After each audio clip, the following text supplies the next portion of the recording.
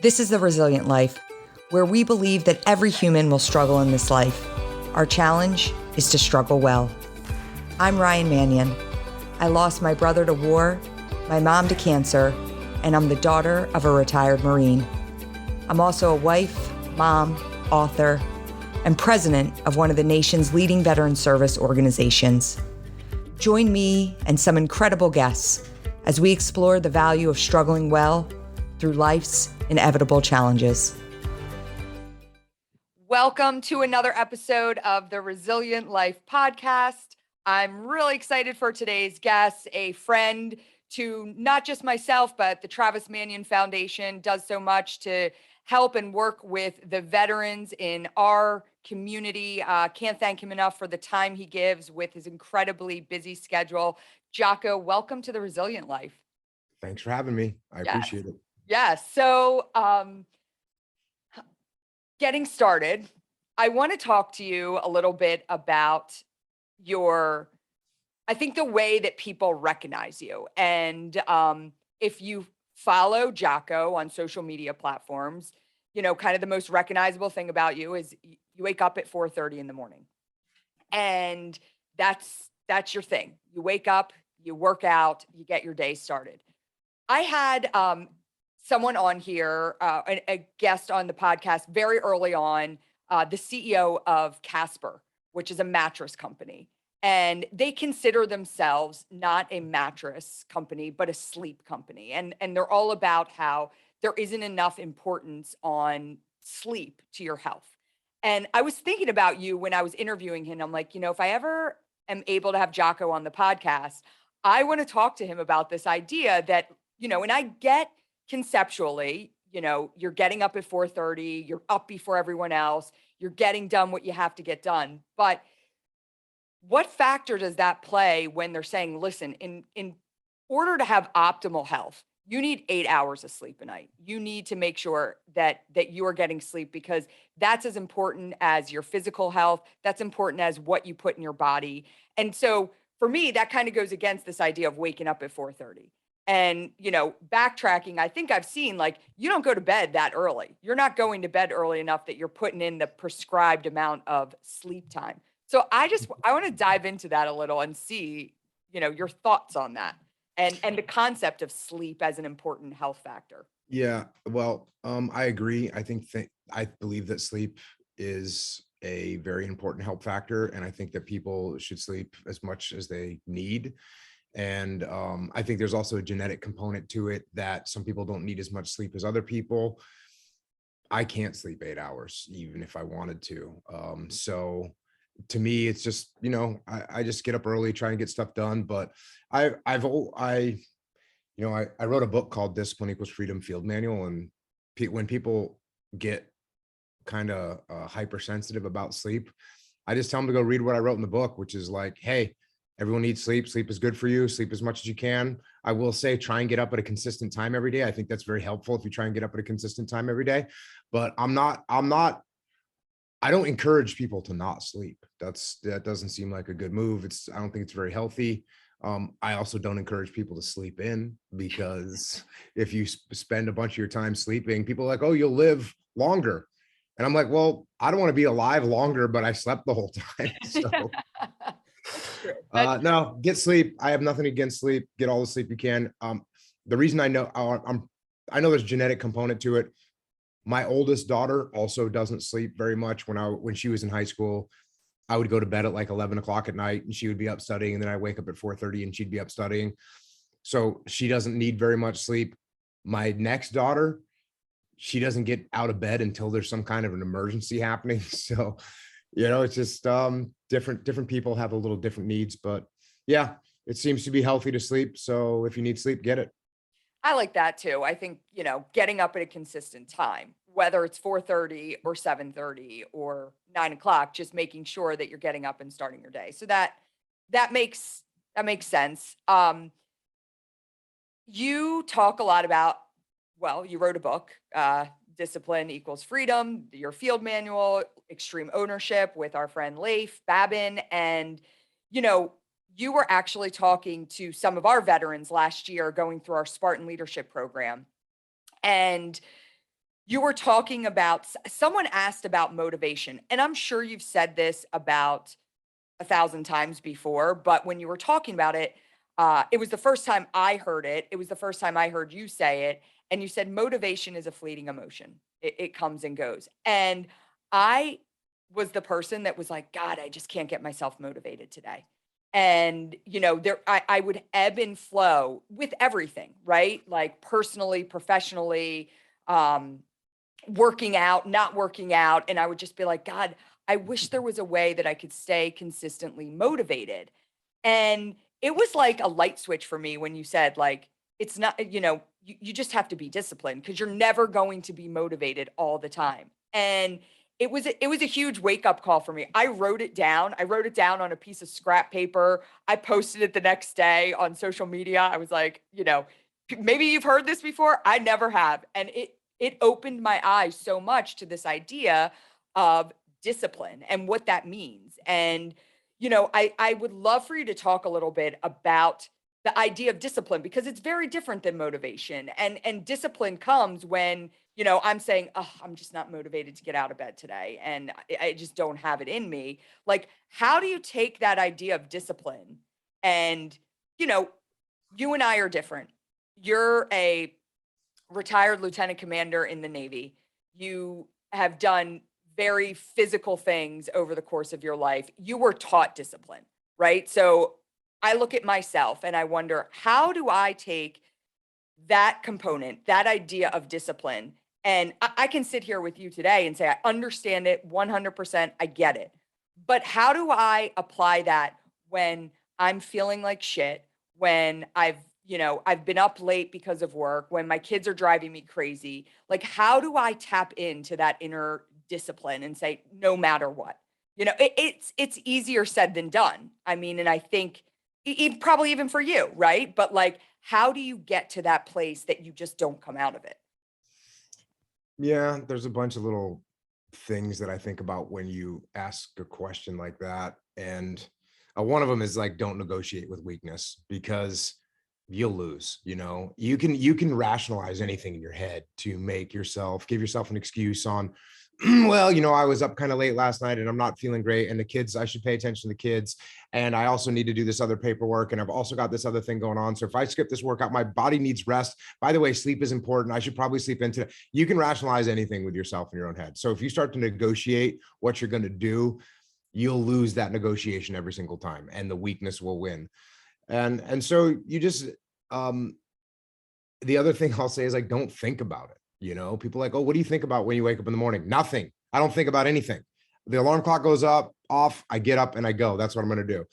That's what I'm going to do. I don't have any thought process because if I did start thinking about it, I'd start rationalizing and thinking about a bunch of reasons why maybe today's the day that I need off. In fact, I have a rule. I don't take today off. If I really feel tired, I'll say, okay, if I still feel tired tomorrow, I'll take the day off, but still got to go get it today. And normally the next day you don't need another day off. So yeah, motivation's just an emotion, and it's just like being happy or sad. It comes and goes. And if you count on that, you're going to fail. So don't count on emotion. Don't count on motivation. Just count on discipline. Go do what you're supposed to do. I guess I counted on motivation for too long.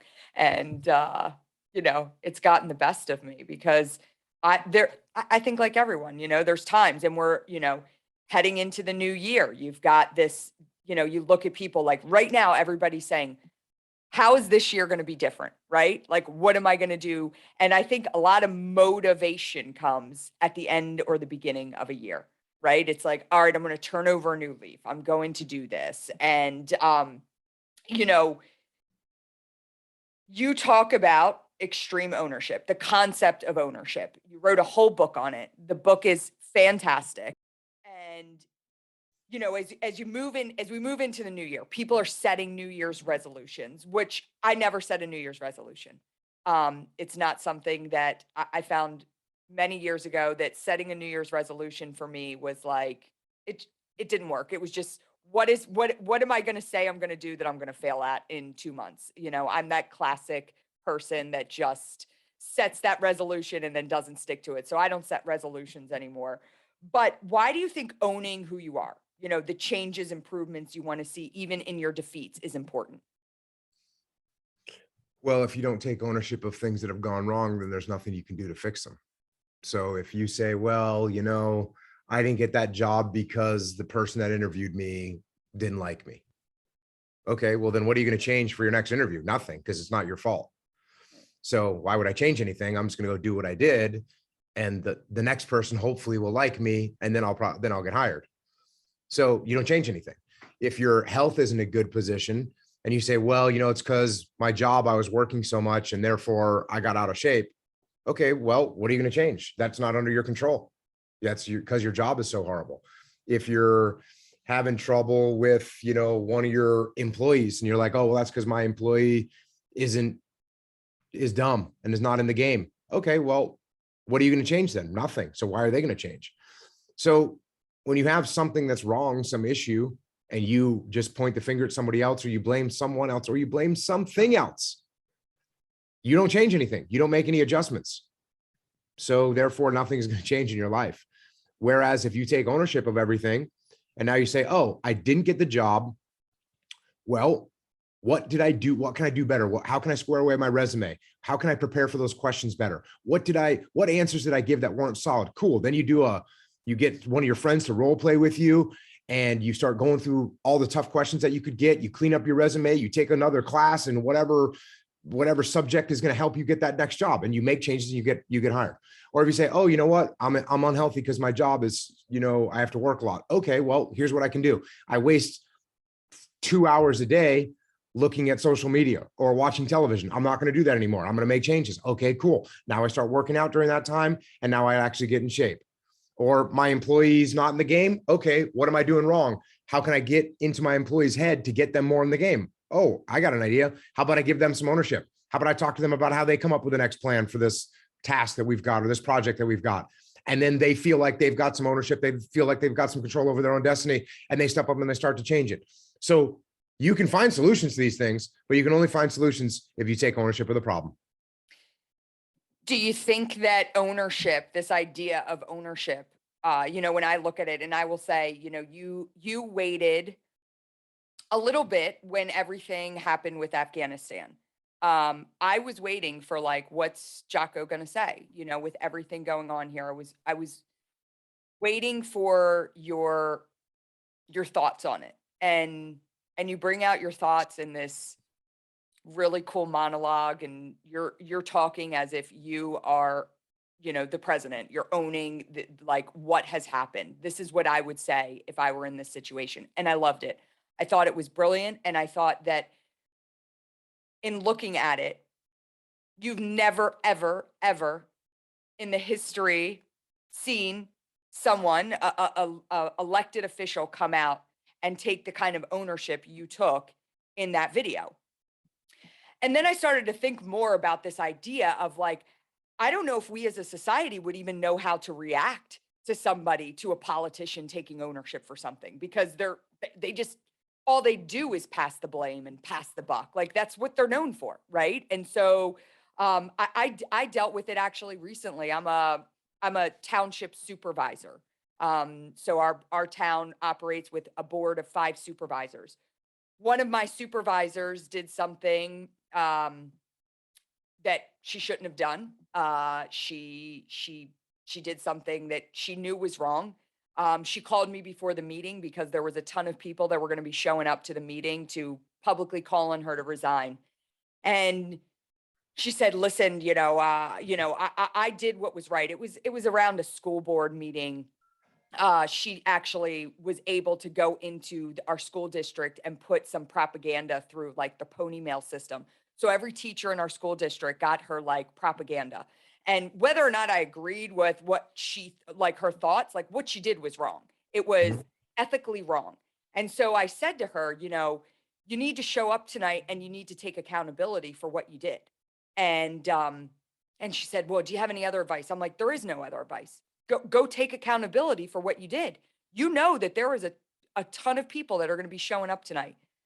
And she got up behind the dais. We're all sitting there. There's 50 people that showed up to get behind the mic and, give their thoughts on the everything she did.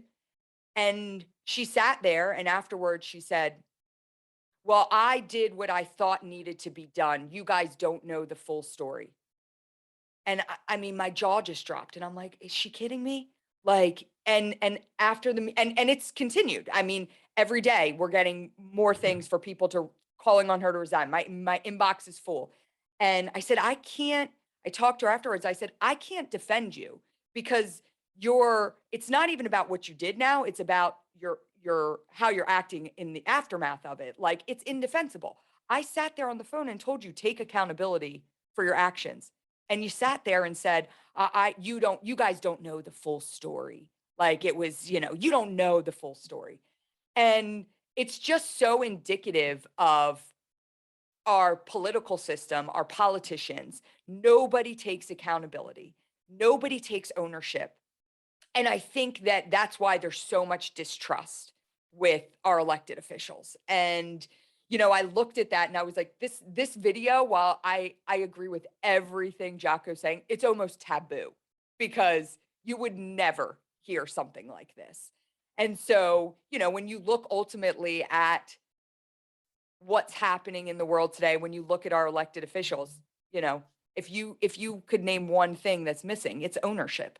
It's on both sides, because there's a lot of ownership to be had. And you think of how much better things would function, but everybody's worried about that next check they're not going to get if they take ownership for something, or that next election that's 2 years around if they're running for Congress. I mean, it's just, it's frustrating. And I appreciate you kind of taking that stand, going out there and saying, this is what I would do if I were in this position.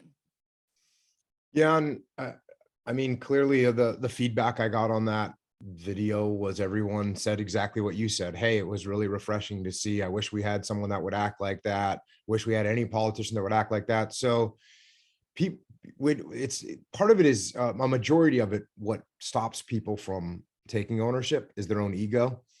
And sure that, and then you play on top of that the fear of, well, this will hurt me politically. It'll hurt my image. It'll hurt my party. And so they think that, but the opposite is actually true. The opposite is true. If you have an employee that comes to you and lies, or, they failed to meet a project timeline, and you say, hey, what happened with that? And they said, well, the contractors didn't get done their part, and the supplies didn't show up on time.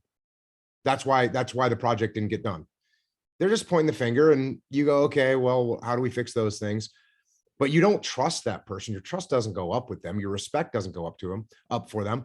But if they say, if I say, hey, Ryan, what happened with this project? Why is this project late? And you say, hey, listen, first of all, I didn't play close enough monitor to the contractors that were working, and I let them fall behind. That's my fault. Next time I'm going to track them closely to make sure they're getting their stuff done. And then also, I didn't order the supplies early enough, so we had supplies show up late. That'll never happen again. I've already ordered all the materials for the next projects we have. It won't happen again. I'm sorry. This is my fault, and I won't let it happen again. What do I think of you? I go, oh, great. Now I'm going to put you in charge of more projects because I trust you more. But to the ego hit that it causes to say, hey, I was wrong. This is my fault. No one likes to do that. And then people's misguided misconception of how you appear when you make excuses and when you cast blame. People think that no one sees it. People think that when you say, hey, it wasn't my fault, it was Ryan's fault, people think, oh, okay. In my own mind, I think, see, now everyone thinks it's Ryan. No, I'm the one that's in charge. Right. I'm the one that's in charge. It's not Ryan's fault.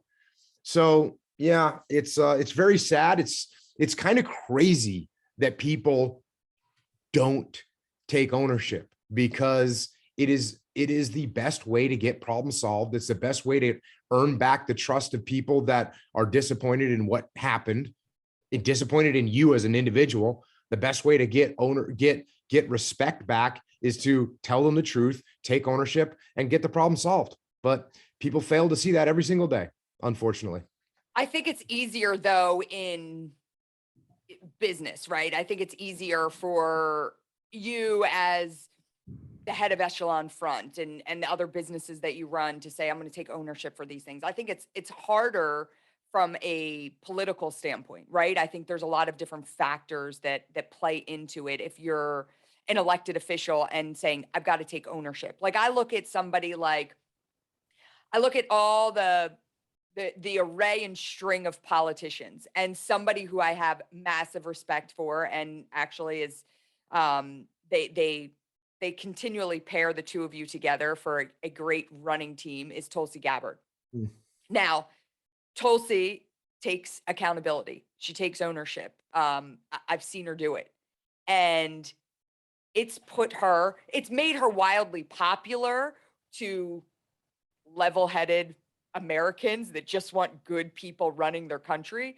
But for her, politically trying to run for president, it was like, "Pff, you're out of here, like that quickly, right? And so you look at it from that standpoint, and you're like, can anybody that is literally just a good person who wants to lead, that knows how to lead, penetrate this system and actually get through for, our country to actually have real leadership? Are you asking me that question right now? I'm asking you that question. It's going to be very, very difficult. Yeah. Because the thing that would be challenging is you would have to play the game to some level to Right. get in that situation where you could actually get elected. So Tulsi didn't play the game. And that's part of why, we love her. That's part of why I love her. I think she's great because she didn't play the game. She didn't like Hillary Clinton, and she went against Hillary Clinton. She didn't play the game. Everyone else was like, oh, yep, it's going to be Clinton. Cool. We're all on board with Hillary Clinton. And Tulsi went against her and supported Bernie Sanders. And they hated, she went against the pack, and they held that against her to this day. And so,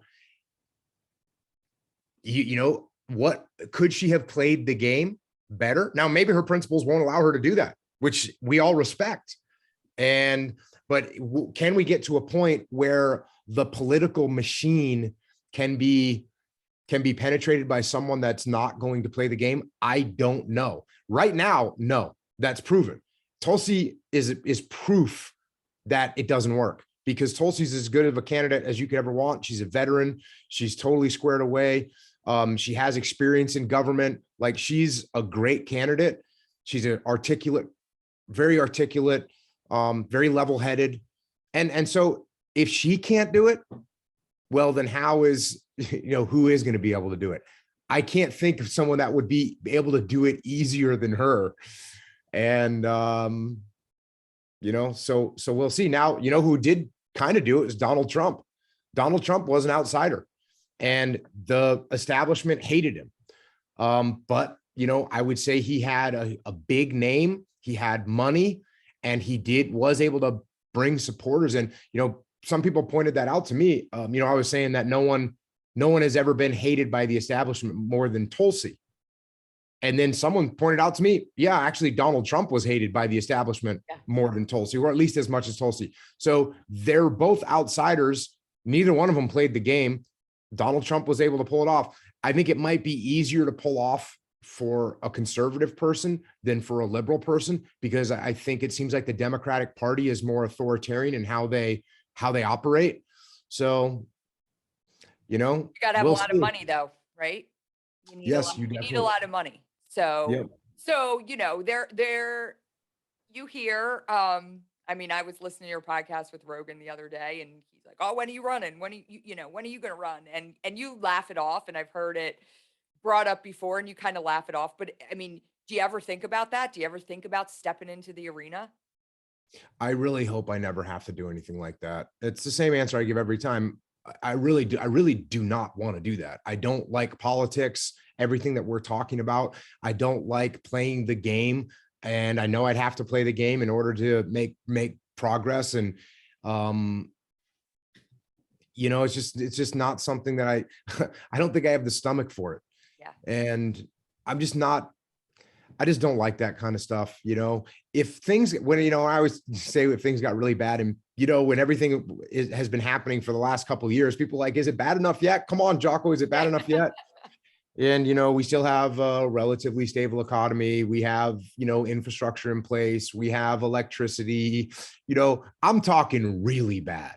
Okay. Then I might have to do something. But I really do hope I never have to do anything like that. I don't want to do it. It's not my scene. I don't like it. I don't like politicians. I don't like political stuff. So hopefully I don't have to.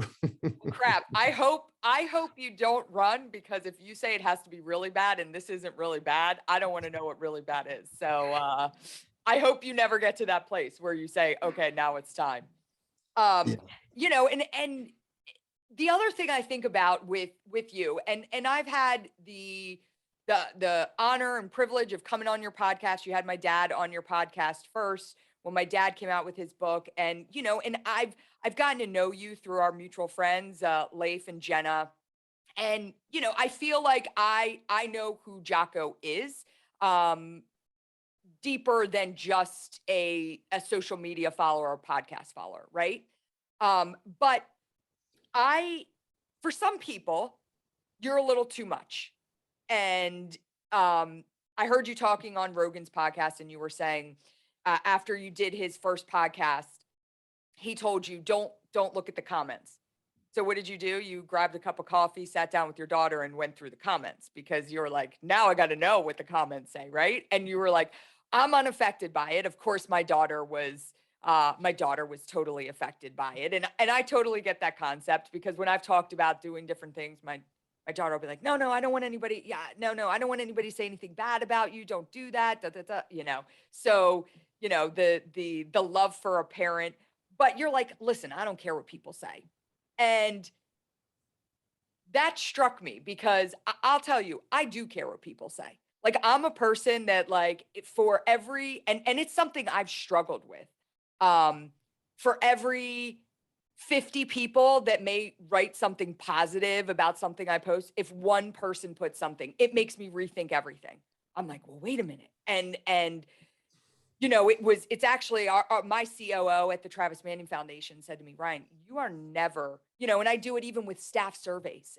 We survey our staff every year, and we'll have like 95% approval rating for, like, that people love the job at TMF. They love what they're doing. And then there'll be like 1%. So basically, like, one person is dissatisfied with TMF, and we'll say, like, dissatisfied with TMF and its leadership. And I'm like, it makes me rethink everything I'm doing. And he's like, what are you doing? Like, how are you letting this affect you? You're not looking at the 95%. And I'm like, for me, I'm like, I want everybody to be happy. I want everybody to feel the way I feel about the work that we do. I want everybody to understand when I'm putting something out that it's meant, in a good way. And it was interesting for me, for you to say, like, listen, I don't really care what people say. Like, and I wondered, are you really that, is there anything that does affect you, that when people say something, or is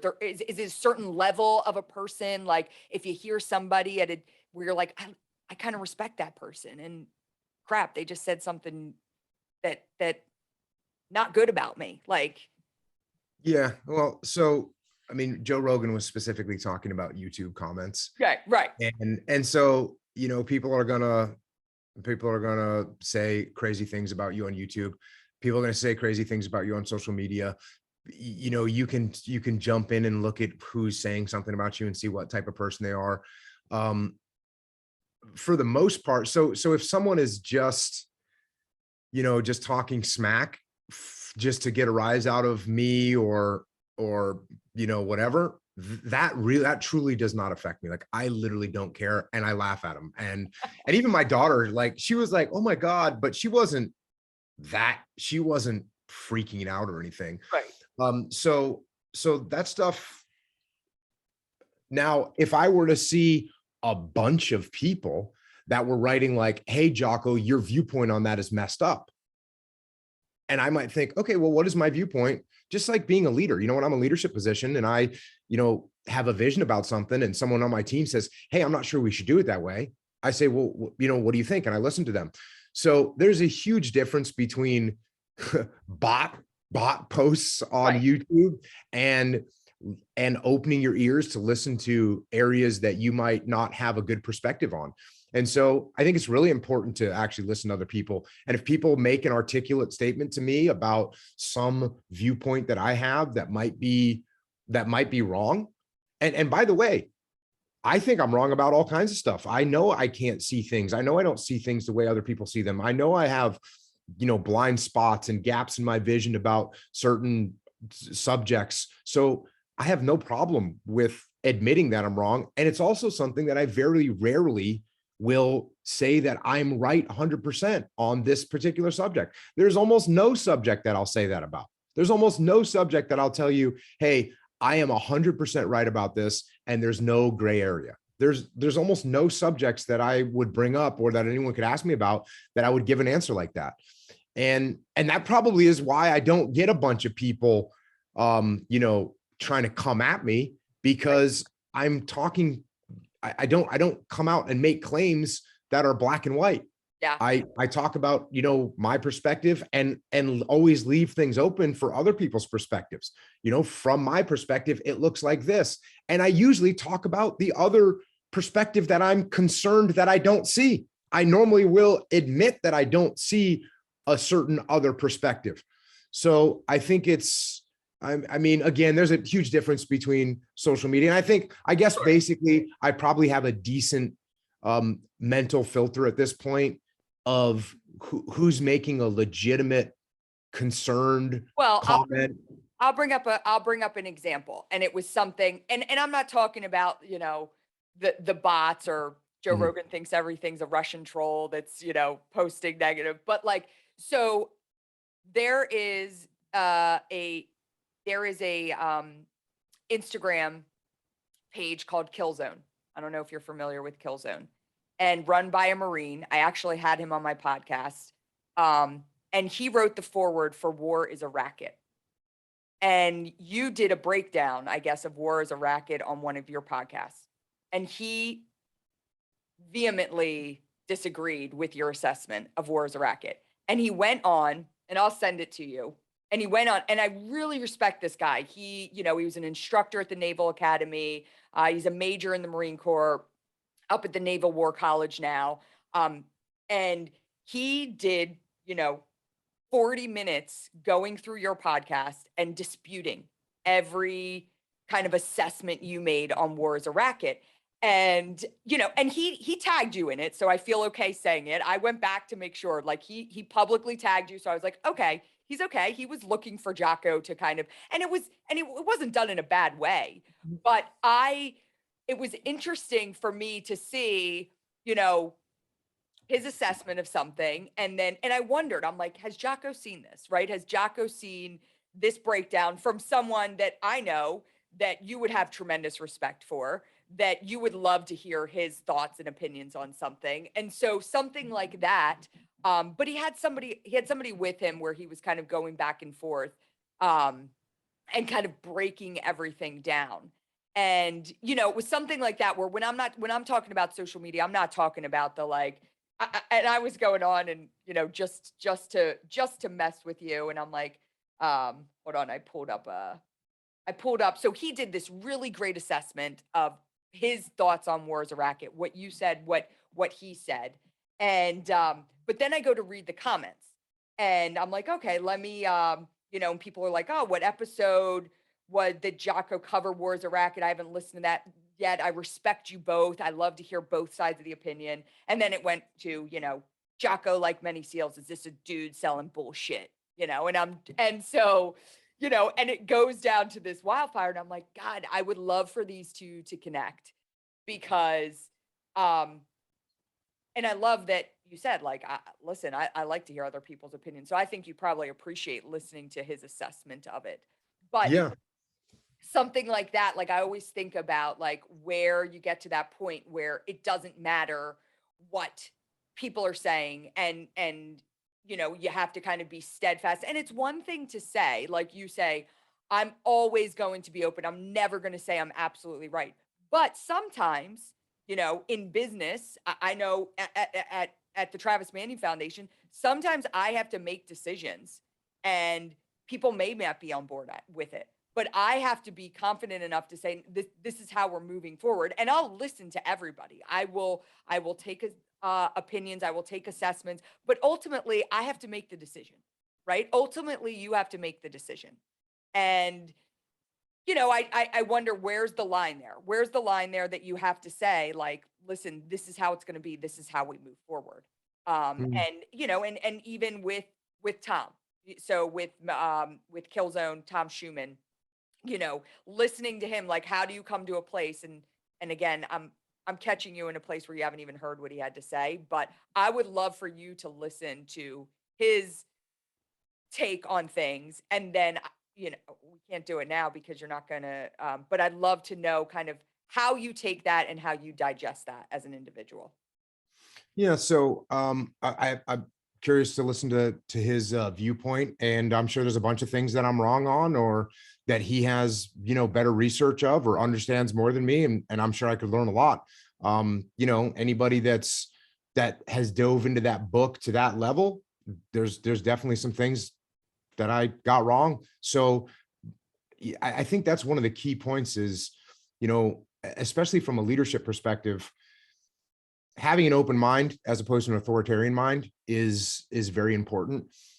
In fact, that's one of the most important characteristics, and it's tied right up there with humility, which I talk about a lot. Well, if you think about an authoritarian mindset, that's the opposite of someone that's humble. That's someone that doesn't listen. So, for me, the opposite of humility, sure, it's arrogance, but it also rolls very quickly into an authoritarian mindset, which I don't really have. So yeah, I mean, I would always be open to hearing other people's interpretations. And like I said, I can absolutely be wrong. I'm no authority on General Butler, Smedley, but I'm no authority on him. I probably researched that book for a few hours before going and doing a podcast on it.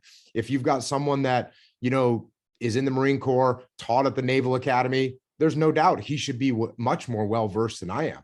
So, that's all good with me. As far as decision-making in any company, whether it's, Echelon Front or Origin or Jocko Fuel or any of the companies that I have, most of the time I don't have to make any decisions because my team is executing on the vision more than on, day-to-day instructions or decisions.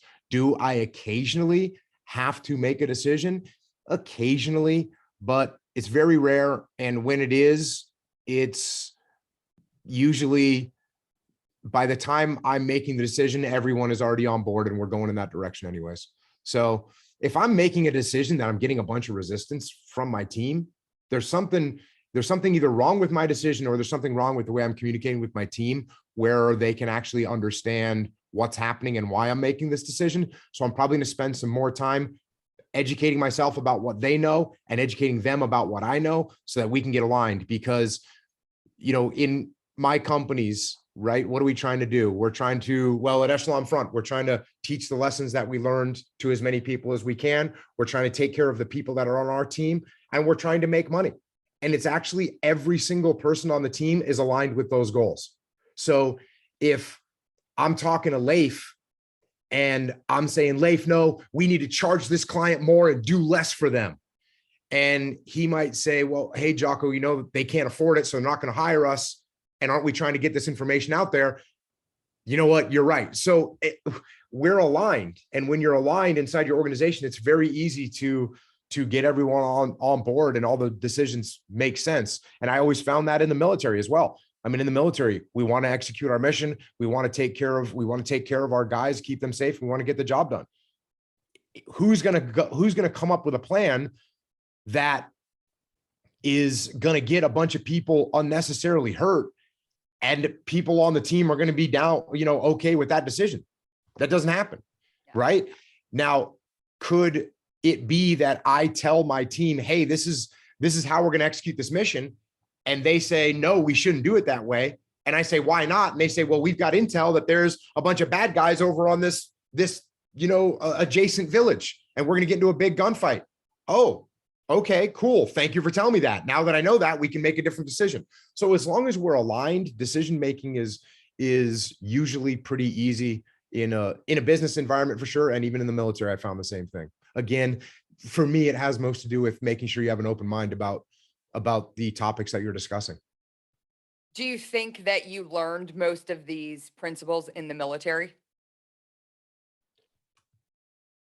Yes. I mean, I just by the fact that I spent my entire adult life in the military. So, and by the time I retired from the military, I'm not talking about anything different than I was talking about when I was in the SEAL teams. Right. So yes, I learned all this stuff inside the SEAL teams by watching by the way, I never went to any leadership course of any kind. The SEAL teams, from the way my career went, I was an enlisted guy. There was no leadership training. By the time I transitioned to an officer, there was no leadership training for the level of enlisted guy that I was. And there still wasn't until a few years ago inside the SEAL teams. Then I became an officer, no leadership training, and never had any leadership training of any kind. So all the leadership principles that I talk about, I either learned bits and pieces from various people that actually said something to me, but that was very minimal. Most of it was from watching good leaders and emulating them, and watching bad leaders and trying to not do what they were saying or what they were doing. I have come to find that I think you can learn more about leadership from bad leaders than good ones. Um, it's been my experience over my professional career, um, because it just gives you a blueprint of what not to do. And I'm sure in the military, there are good leaders and there are bad leaders. Yeah, I had some absolutely terrible leaders in my career, and I learned a ton from them. So I don't know if it's you learn more, but you can at least learn an equivalent amount. I think maybe you can learn you learn more about what not to do, but that's a broad spectrum. So it might seem like you're learning more, but to actually learn what to do is harder. So you might learn less, but they're more valuable lessons. Right. That's what I would say. I Yeah. learned a lot from bad leaders, but the most valuable lessons I learned, though smaller in number, they were much more valuable to me. Yeah. There's one thing that I really I love about the way that you carry yourself and your brand, and you have a brand, and you have a great brand. And with Echelon Front, my husband came to your very first muster. Leif gave him a ticket to come to your first ever muster, and he still talks about it, and so I love what you do at Echelon Front. We actually have Jamie coming in, and she will be giving a, a presentation on ownership to the staff at Travis Manion Foundation. Awesome. So excited for that. But Echelon Front, Jocko Fuel, um, the way that you have branded that around first responders, and Wawa, I'm a Philly girl, so like that whole thing. Origin, you've got a great brand, but I also love how you stay very true to your background, and and who you were before Echelon Front, Origin, Jocko Fuel. And you talk about your time in the military, but one of the things that you lean on heavily is making sure that you continually honor your fallen brothers.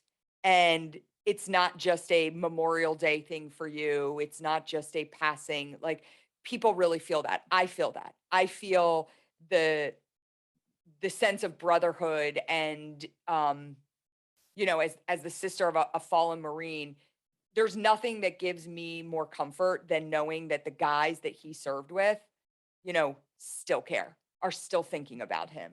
And that means more than anything. And so this isn't a question, but just more of like a thank you, because you do such a tremendous job of making sure that the SEALs that you served with, that gave their lives, that their stories are learned, that their stories are told.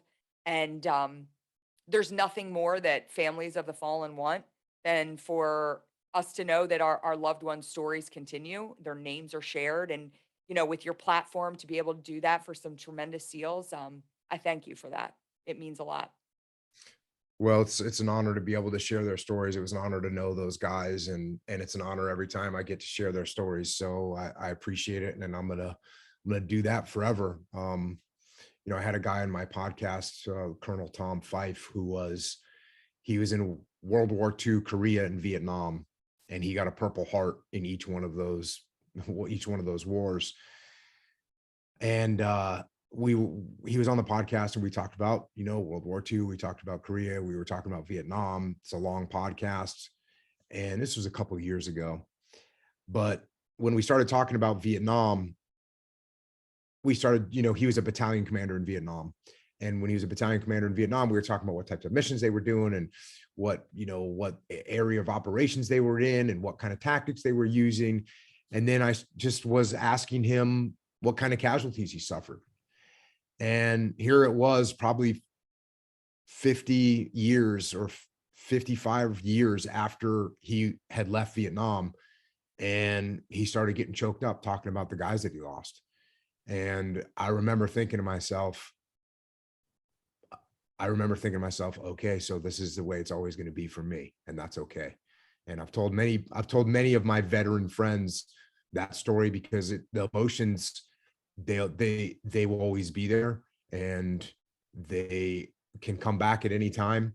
But I think, understanding that that's part of that's part of the burden, and it's part of the gift that you get as a veteran, or as someone that's lost someone. That's part of the burden, it's part of the gift. It's heavy to carry, but it's a gift that you got the opportunity to serve with these guys and know them. So it's an honor for me to tell that story, to tell their stories as much as I can. Well, thank you again. Thank you for that. I love when I see people learning um, their stories through you. So, continue to use your platform for that, because it's awesome.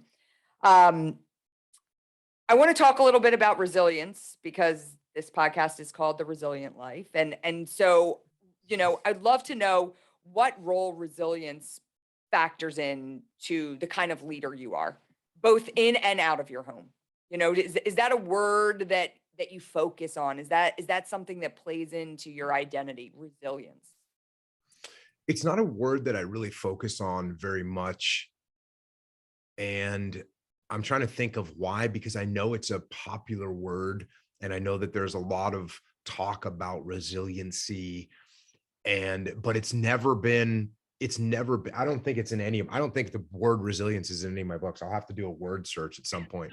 But I've written like a bunch of books, kids books, adult books, and I don't think I use it. Now, I'm not saying that I shouldn't have. Maybe there's a place where it fit in there. Maybe I used a different term to describe it, but it's not a word that I use a lot.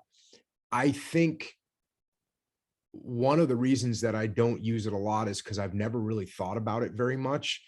And I think one of the reasons that I've never really thought about it very much is because I think I probably have a decent amount of natural resilience. And so therefore it's almost like something that I don't think about a lot, because it's always kind of there for me. And so I think I don't focus on it enough, and I probably should focus on it more. I also think that whenever I work with people, we all kind of get that vibe going where we're not, we're not letting things pull us down. We're not focused on what happened yesterday.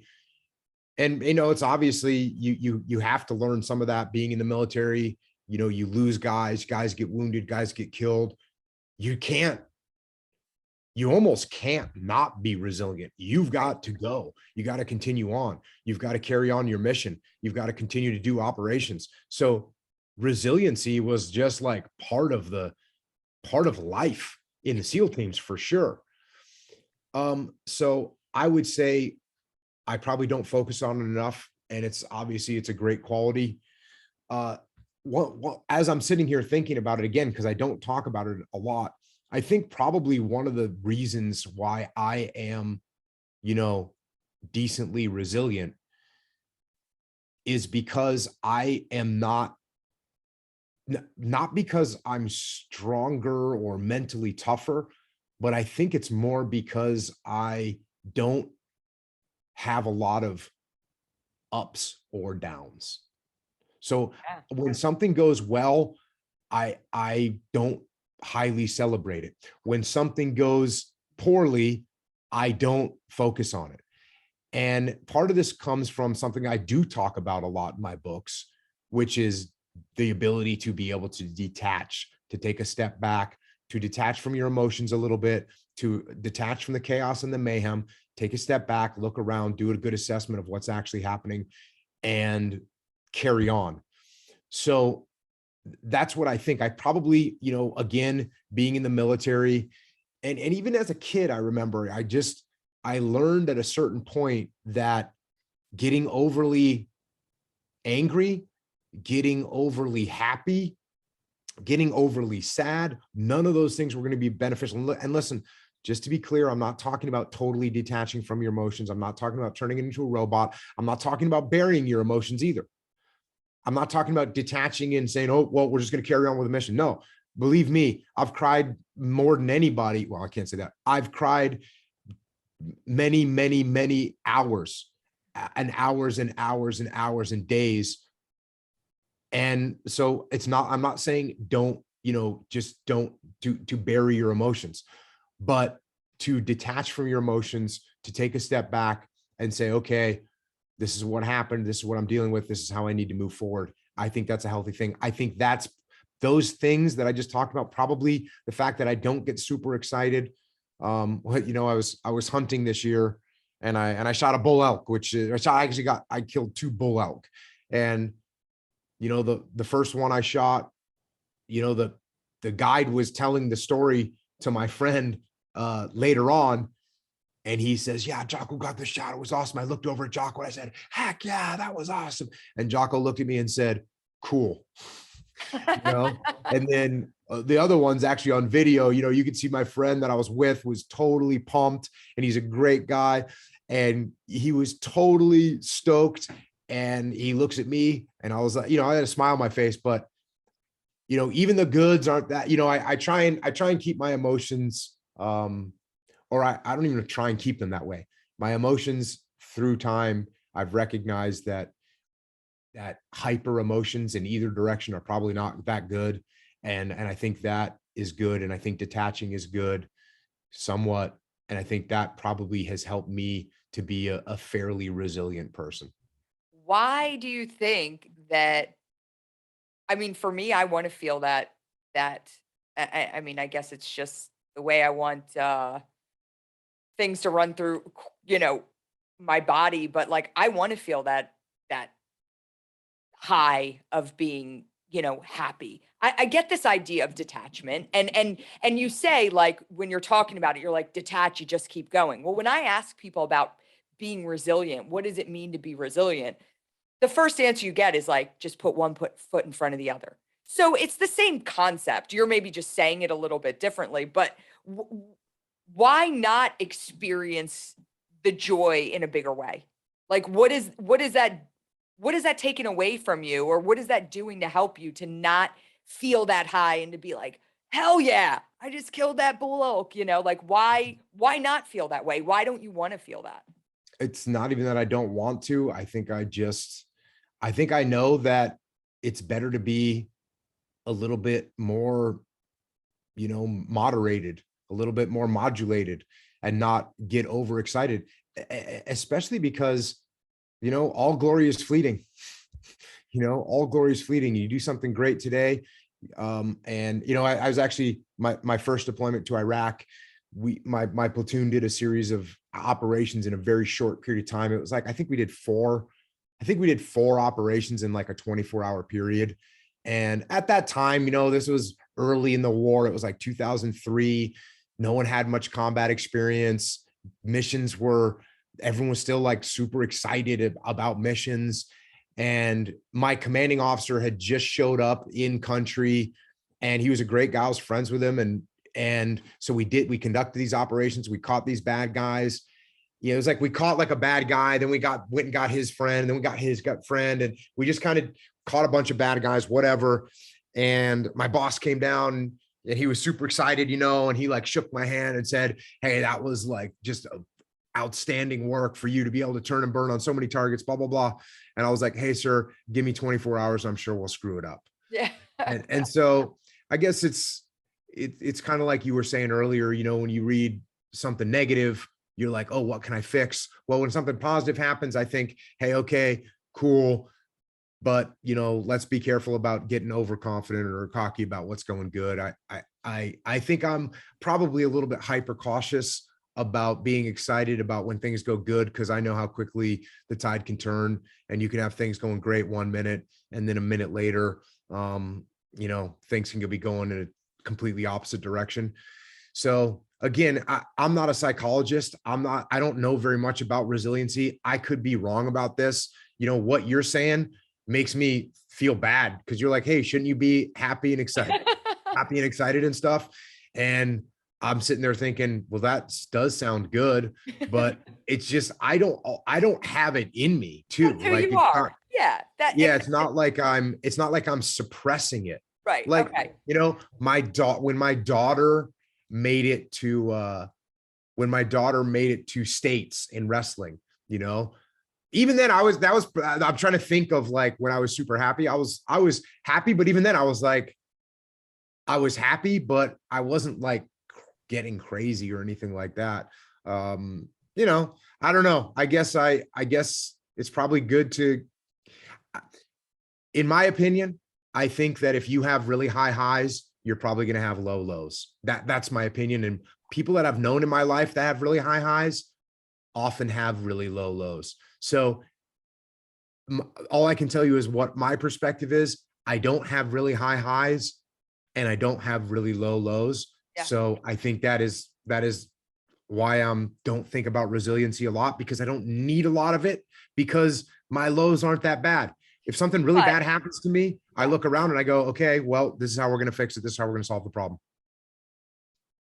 Fair enough. You just threw a big butt at me as I was talking. Go No, ahead. well, and then you said right after, because you were just like, "I don't have high highs and I don't have low lows," and I'm like, okay, well, like when I didn't look at this word resiliency, frankly, I wouldn't have been able to give you any example of how I was resilient as a person until after my brother was killed in Iraq. So that was my lowest of low, right? And then it kind of went, so, I understand that life is ebbs and flows, right? It's hills and valleys. And so it's kind of accepting that. So, but I'm okay with, I want to give myself that feeling of the highs, even if it's going to make me feel more with the lows, and that's just who I am, right? And so, but I appreciate what you're saying. I don't think I could operate in that world, but I appreciate it.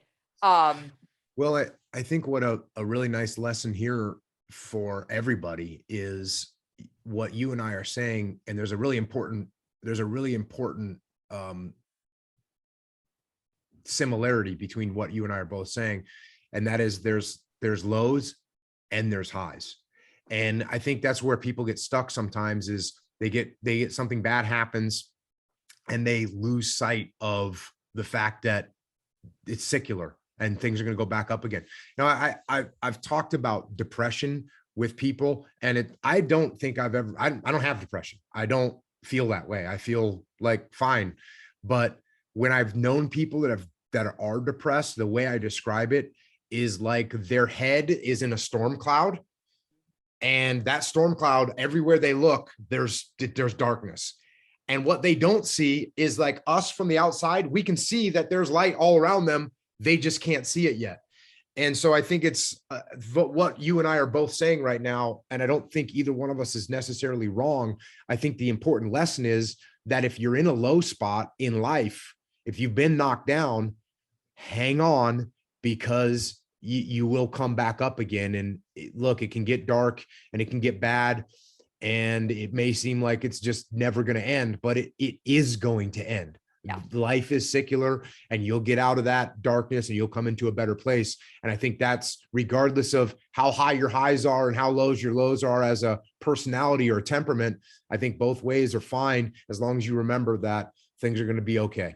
Yeah, I talk about that a little bit in my book about this idea of failure. And if you come to recognize that failures, which every single one of us will fail, if you recognize that after failures and after failure can come success, failure doesn't seem as bad, right? It doesn't seem as crushing. It doesn't seem as defeating. And you talk about it like you don't get that job. That's you failed at that. Well, if you turn your mindset to say, okay, what am I going to do to get the next job, right? Like, and you look forward as opposed to sitting in that. And that for me is resilience, right? It's saying like, I'm not going to allow this moment right here to define me in a place where I'm not going to hit that next hill, where I'm not going to go up in a trajectory. And so, I am not an expert in resilience from a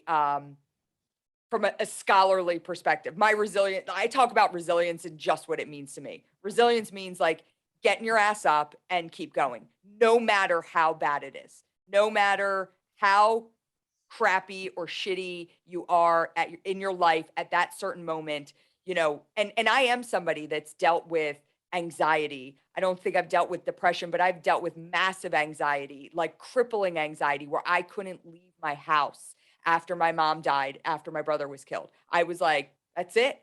It's me and my dad. My nuclear family has been cut in half. Like you don't move forward from here, right? And I let my head get into that place where I couldn't get in my car at some points and drive more than 10 miles down the road, or I would start to like have the worst panic attacks ever. And people will talk to me about, I stopped flying. I stopped getting on flights. If you would ask me to come on your podcast, I would have been like, sorry, I can't do it, and I would have made up some excuse.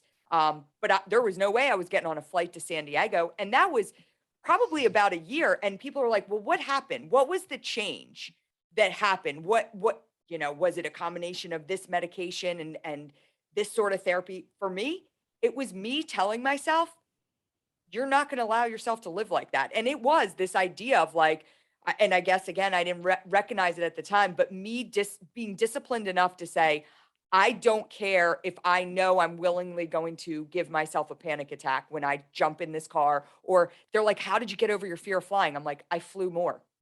Like I literally flew more. I was like, okay, I'm going to go fly. And I know I'm going to have anxiety on this flight, but I have to do it. And it just got better and better and better. And so like, how do you overcome stuff? You just keep going. You just keep doing it. And so that for me is like what resiliency is about. It's probably not the academic descriptor of resilience, but that's for me, like that's what living a resilient life is all about. And so, I think again, you probably live a resilient life, and by just like, yeah, well, that's what I do. Like I don't let my highs get too high, don't get my lows get too low, and you just keep going. But I think it's important for people to know that like that is no matter what, that's the differentiator, one foot in front of the other, no matter where you are on that bell curve of being in that dark place or being in that really high place. Yep. Yeah. So last question for you. The question I end all of our episodes with, and just in 30 seconds or couple sentences, what does it mean? What can these viewers do to say, I'm going to live a resilient life? What does living a resilient life? I know we just talked about it for 15 minutes, but like real succinctly, what is living a resilient life? Yeah, I think um, when people ask me this question, like they kind of want me to wrap things up or say concisely like what my beliefs are in life, and it applies to everything. And it's like it's pretty easy for me to answer because the books that I've written are just lay this stuff out, right? So you want to be resilient, take ownership of what's going on, extreme ownership of what's going on in your life. The next book I wrote was called Discipline Equals Freedom. So be disciplined. Don't count on them. Don't count on motivation. Be disciplined in what you do. I wrote a book called The Dichotomy of Leadership with Leif, and that book is about being balanced, and you have to be balanced. You know, when I talk about no super highs and no super lows, for me, that's part of being balanced. So those three things, you know, be balanced in your life, have discipline, take ownership of what's going on. And I believe you will be a very resilient person, and you'll be able to keep going on no matter what. Love it. Jocko, thank you so much. I really appreciate you giving us your time today. And again, appreciate all you do for the Travis Manion Foundation community. I know I've told you that many times, but it means a lot. We've got a community of over 150,000 Spartans across the country, and veterans want to hear from you. They want to hear your perspective, not just veterans. I mean, well, I'm sitting here looking at Sean, and every time you say something, he's going, yeah, yeah. And Thanks, Sean. he's a huge fan. He's a huge fan. So, but people want to hear from you because you give it straight, and you bring a perspective that is just like cut and dry. Like, here it is, and I think that's important. Well, I really appreciate what you all are doing. And I just specifically, I really appreciate what you all are doing to try and help younger kids. I know I did like a video for you guys, but I know I'm not the only one. And I'm sure there's ones that were a lot better than mine, but the videos that you all do to show to kids that are in school and teach them about service, about sacrifice, about, honor, courage, commitment. It's just awesome that people are trying to have an influence over kids, because that's, you can have such an impact on their lives, on everything that they do. So I appreciate that you're trying to get to the source. I've written a bunch of kids books, and the feedback I get from kids is just awesome, but it's just such a positive thing that you all are doing. I know you do a bunch of other stuff too. So thank you for continuing to share Travis's story, and thank you for everything you're doing for the veteran community and for the country at large. Thank you. Yeah, and I'll tell you, Jocko, that video is the video. It is the video that for our Character Does Matter program. So we have thousands of veterans that are trained to go out and deliver character education, and they show that video. And Awesome. and I was laughing too, because when you were talking about, your time in Iraq and how you caught a bunch of guys and you're like, we'll fail tomorrow. You have a line in there, and it always, I look around at the teachers when you say it, and everybody kind of chuckles, but you say, leadership is about this. And then you go, when I was in Iraq, we went and we got the bad guys. And then after we got the bad guys, we went and we killed their friends. And, this will be in a room of like sixth graders. And I'm always kind of like biting my lip, like, but I look around and I'm like, people get it. It's like, yeah, that's what you do. You go do your job, and I think for us at the Travis Manion Foundation, there's no greater mission than for us to make sure that we are playing a part in building the next generation of leaders. And there's no greater population to do that than our men and women who have worn our nation's uniform. So thank you for lending your time and talent to a video that has been shown to over 500,000 kids across the country. We appreciate it, and we appreciate Awesome. you. Jocko, thanks for joining us. And thank you for joining us for another episode of the Resilient Life podcast. Please make sure to like, subscribe, and share with your friends.